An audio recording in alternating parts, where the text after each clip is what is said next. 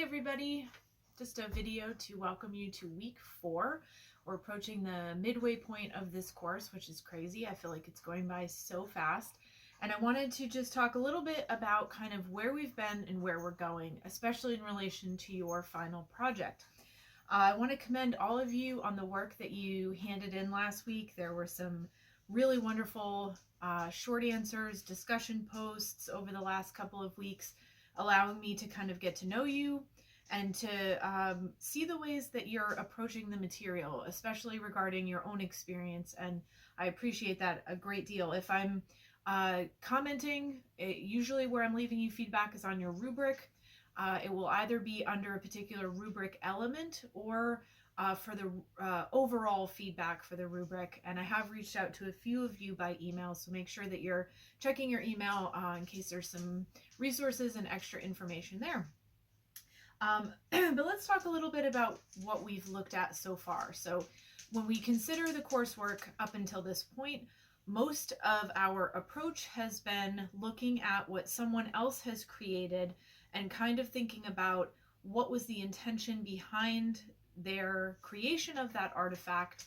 And this week we're going to take that process just a little bit deeper. So we're going to tie in, for example, the biographical information of the person who created that artifact. What about that person's life tells us what their intent might be in what they created? We're also going to look at the cultural influence. So when we consider a musician or an artist or an architect, what about their culture is going to impact the way that they make whatever it is that they're making? But there's another ingredient to the study of the humanities that is so important, and this week we're really going to dive into that, and that is the issue of subjectivity. So what is subjectivity?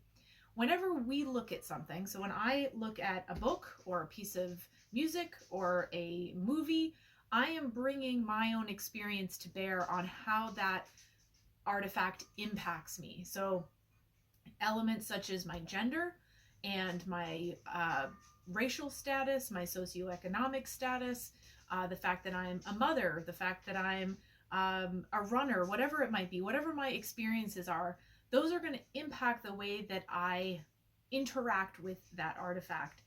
And so this week we're going to be looking at not only what can we figure out about the maker of a particular artifact, but what can we understand about ourselves in the process of observing it.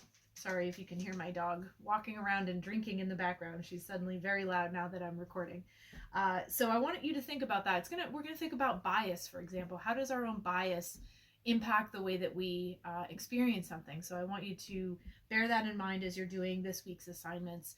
And then as we practice for your project, I left each of you some feedback as far as kind of where you're at with the topics that you've chosen. Some of you are definitely on the right track. Others of you, I've encouraged you to maybe scale down the scope of what you're looking at, or to maybe redirect a little bit. If you have any questions about any of the feedback that I've left you, please reach out to me by email. Because I work for this university, I'm on my computer a lot. I can't promise that I will immediately be able to respond, but I try to respond within 24 hours or less. And I want to see you succeed. I'm encouraged immensely by what I've seen so far.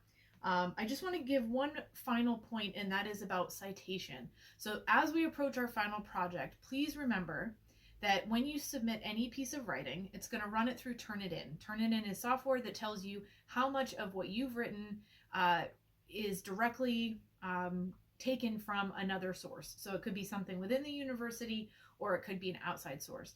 If you are filling out a template, for example, a lot of that material is going to show up as being the same as somebody else's. That's fine. I'm not worried about that. However, if you're using outside sources, please make sure that you're paraphrasing that material, so putting it in your own words to the best of your ability. And then whether you've paraphrased it or whether you're directly citing it with quotation marks, make sure that you provide a reference. And there's all kinds of materials in your academic support module that will help you figure out how you should cite your sources. And just be prepared for that, because there will be that will be one element of your rubric. And I think that's it for now. So I hope you guys are having a great week, and I look forward to seeing what we do. Take care.